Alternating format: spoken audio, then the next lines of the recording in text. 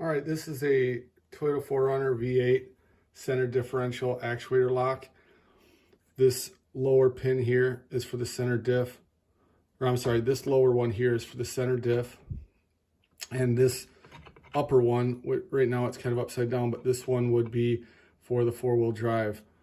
Now, what you're gonna see when you go under the vehicle is you're just gonna see this, and it's going to be right up against the transfer case. You won't see these two pins until after you remove the 3 bolts that are holding it on. There's 3 mounting bolts, 12 millimeter.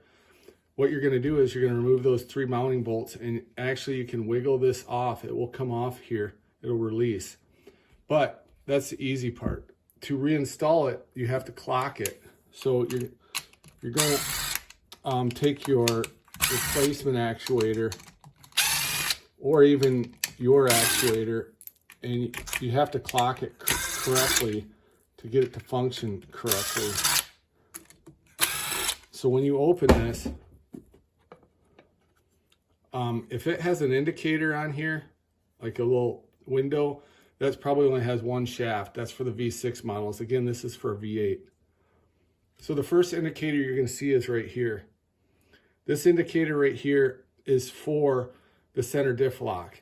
So the whole upper part of this, or lower part, however you want to look at it, this first section is all for the center differential lock. There's another motor underneath this motor that does the four-wheel drive. So in order to get down to this, these are the most important things. There's an indicator here, and there's one right underneath this. This indicator tells you what position you're in. And these have to be all in the right location. This one, and there's one below. These don't matter. These are just idlers, I guess you would call them. So I'm going to take these off. And again, you have to have the wiring disconnected to pull this out, because this actually goes to the wiring harness. And don't be afraid of this, but this is how this comes apart here. And this goes to your wiring terminals. Now, if this ever doesn't go in straight, look at these and make sure they're not bent up. But again, this is your clock right there. That has to be in that position.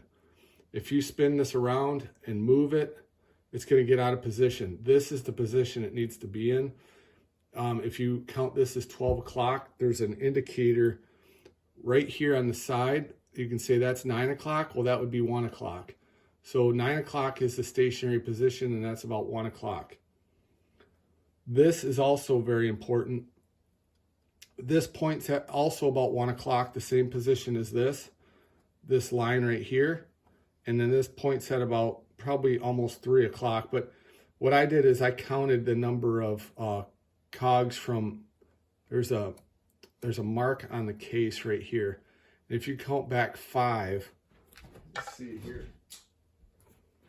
There is, from this mark here, there's 1, 2, 3, 4, 5 to this mark on the case. That will tell you where that one goes. So again, this one's an idler. This is an idler. It can come out. This is an important piece of how it's supposed to start. And this line is important, this line, and then count over to that line here. So there's your shaft. So what you're going to do is, you can see the teeth on this shaft are going to mate with these teeth on here. So it looks like you have 2 teeth that are past the shaft. That's how you're going to set this thing in here. So when you set it in, you're just going to look at it and count 1, 2, 3, 4, 5. That's where that mark is. And then you're going to line up this at that 1 o'clock and slide this back in. These teeth right here are going to mesh into these.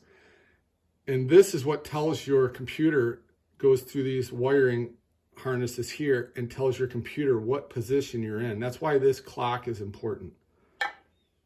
Now I'm doing this kind of fast. You can pause it and rewind it. But then I take this out, and obviously this will slide out. But when you're putting it back in the vehicle, this side will go in last. It's going to be really difficult to put this back in because there's another shaft underneath here. So, and there's an O-ring on these. This O-ring here goes inside there. Then there's 1, 2, 3, 4, 5 more bolts here. You're going to remove these. I would be safe to say you can use a drill to take these out, but I would not use a drill to put them back in because this whole case is plastic. The only metal parts are the motors and some of the shafts. Now this shaft, you kind of want to hold in. And again, you're going to be doing this upside down because under the vehicle. But you're just going to grab it by the motor and it's going to slide right up. And again, that one shaft's going to try and pull out with it. So this whole assembly here is, this motor is for the center diff lock. But underneath here, this is your indicator for your other high and low. And this indicator also has, I'm going to drop the screws out of this real quick. This also has cogs in it, which are very important, the placement. This one, if you say that little mark right there on the plastic is 12 o'clock, this is pointed at about 9 o'clock. So that's where you need it to be. And then the other important one is this one and this one here. These two are very important position-wise. So you're going to take this one out. And normally the position of this is right here. But since it was right here, the clocking is going to be a little different. So I have it written down.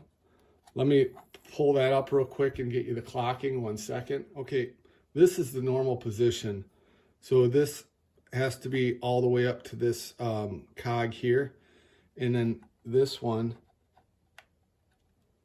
should be right there where these two are facing almost 3 o'clock and 9 o'clock. And then this is pushed all the way forward. So I took out this idler here so I could move this around, because if I don't, I can't move it around. But this is the way I just removed it, was in this position right here. So it probably moved when I was moving it back and forth in the truck. And so you want to clock it. 1 second.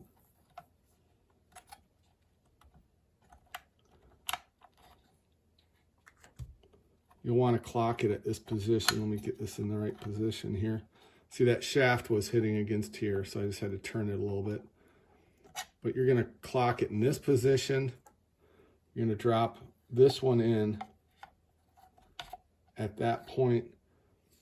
And then this indicator actually goes, if that's 12 o'clock, this one's facing at 3 o'clock, the small one in the middle. This mark right here is stationary. This one can move. I'll show you that in a second right there. See, I'm moving it. Hopefully you can see that moving. So you want it about right at 3 o'clock. You're going to put this idler back in. So when you're trying to do this in the vehicle, this shaft's going to be out here. And these two shafts are going to be side by side. And you're going to have all the guts pulled out of here. And then you're going to slowly push these back in to each other. So you have to watch the O-rings. This is probably going to be the most difficult part, is you're going to slide both of these in. The problem is going to be this one here is going to be in your way of dropping this piece back in. So what you have to do is you're going to have to manipulate these. They will allow you to move in the vehicle. You're going to have to manipulate these so that one's partially sticking out. And then what you can do is when you push this one back in, let me see if I can get it here. You're going to have to push it in so that it engages that other one there. So you're actually going to have to clock it with it out over here. And the way you can do that is by putting this one in there at this spot here. It's not this one. Be this one here. And then what you're going to do with this one back in there, I have that clocked where it's supposed to be. This one's a little tough because both of these pins have to slide into both of these slots. And this, see how these could bend? These have to slide into there. So it's, once you get it lined up right, you can kind of wiggle it back and forth. It'll drop right down in there. But once you get it to that point, okay, now with this clock, I'm going to remove this. So as I pull on this, you can see this moved. And I'm going to wiggle a little bit. So now I'm going to pull this off. And you'll see we're right at the end of this. So that will come off. So when you're pushing it back together, if this is in this position here, and you're pushing this back into your truck, let me see if I can get this. I'm going to pull these O-rings off for a second so I don't damage them. But when you're pushing it into your truck, it's going to grab that and spin that all the way back around like that. And you're going to push it all the way in. Again, you're going to have these idlers in here. This idler will be back in here. Or I'm sorry, this taller one. This is the taller one. And this shaft will go in here. But again, the most important thing is how you put this in, and the way it goes in is in this position with this all the way around. Let me get it all the way around.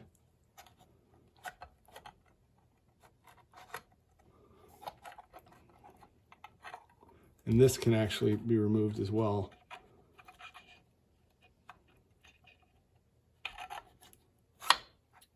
Be like that. So this one will be in this position here.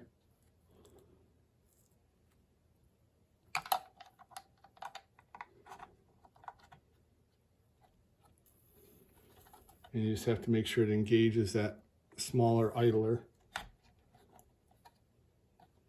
Get it a little better.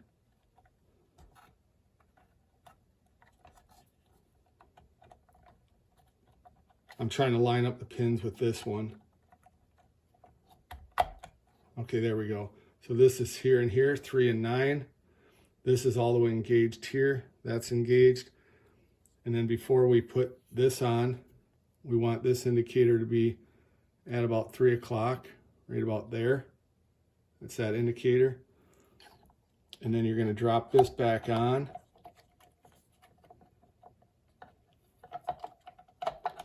And again, this one's a little difficult because you have so many things you're lining up. And once you get it in place, it'll drop down. And then these are the small screws. And again, I'm only doing this for video purposes, but I would not use a drill to reassemble these. It wasn't all the way down.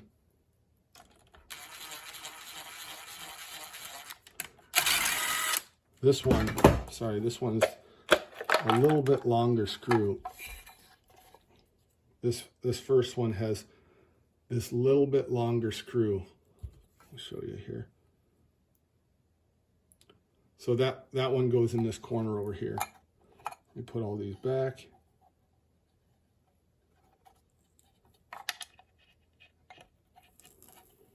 And once you've done this a couple times, you know, I'd play around with it because this can come off the vehicle. Where's the long one?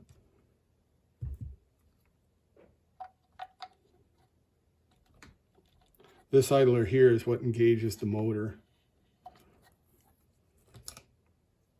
And again, this plate, this is what it looks like on the bottom. This plate goes down towards the motor side. So you don't want to do 3 and 9 this way. You want to do 3 and 9 this way. Right there. And then again, you're going to line up those two shafts.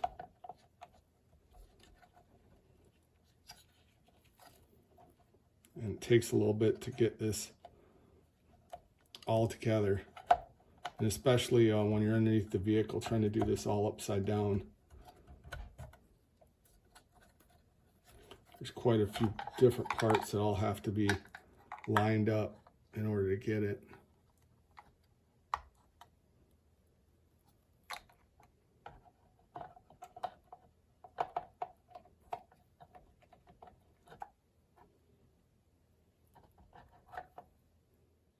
But once you get it, it'll drop down in there. Just make sure it's firmly pressed all the way down. And then, like I said, this one screw is longer and it goes in this hole here. And I wouldn't assemble it with a screw gun. I'm just being very gentle. I'm going to put in these 5 screws back in.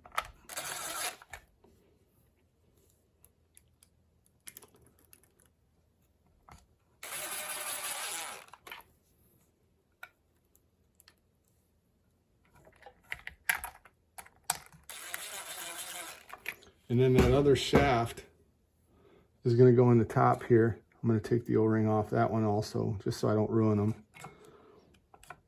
That's going to go inside of here. And on this one, this is the one that I was telling you about where you count 5 notches. 1, 2, 3, 4, 5. That'll line up there.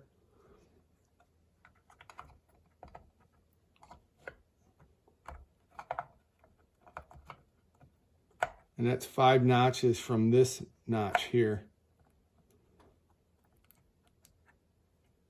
So I'm at 1, 2, 3, 4, 5. And I can just turn it a little bit like that. So that's all you want to do is you can adjust it while you're in there. So if you're off a little bit, just turn it a little bit. And then you're going to want to put in the idler, which this idler is what engages with the motor. This idler engages with the idler here and this cog here. And then again, you want to make sure when that's at 9 o'clock, this is at 1 o'clock, the little gray. Try and show you a little closer. That gray should be facing about 1 o'clock, and this is at, if this is at 9 o'clock. And this one here is going to slide down. There's a little slide here.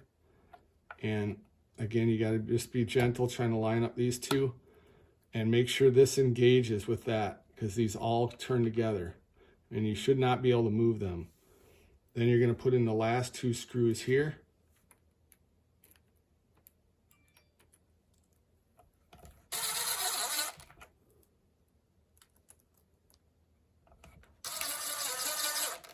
And if you want to test this with the cover off, you can.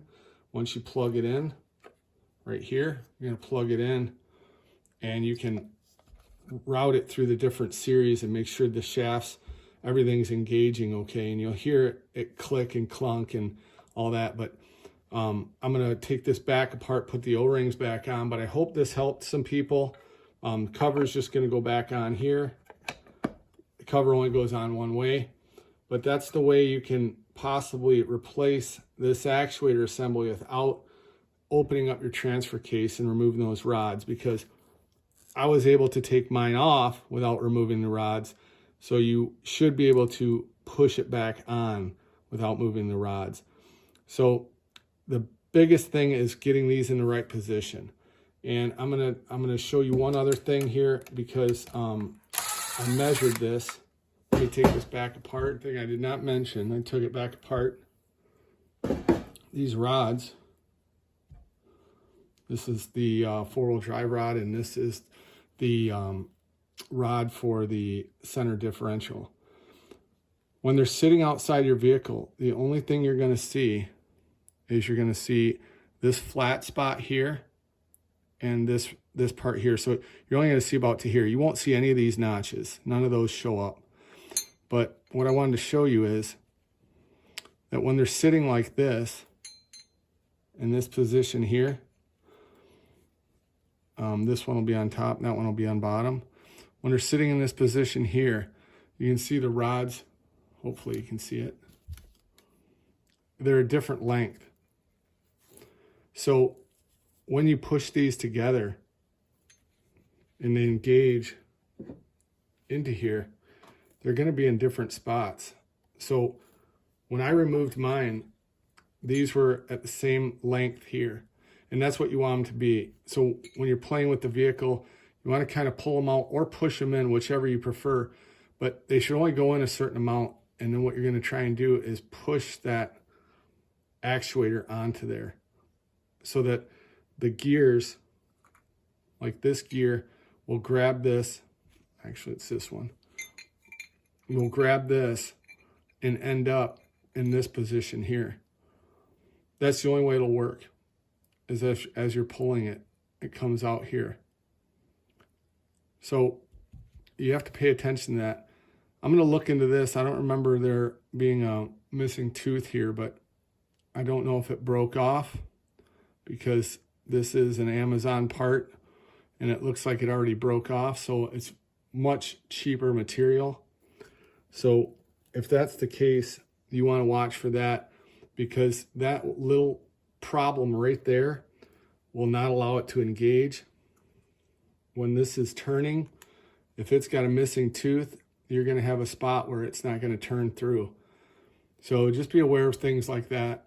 And like I said, this is a brand new part, made in China, I'm sure, because the OEM part is $1,600 and this was $200. So give it a try and let me know what you think. I'm going to probably install mine this week. All right, thanks for watching.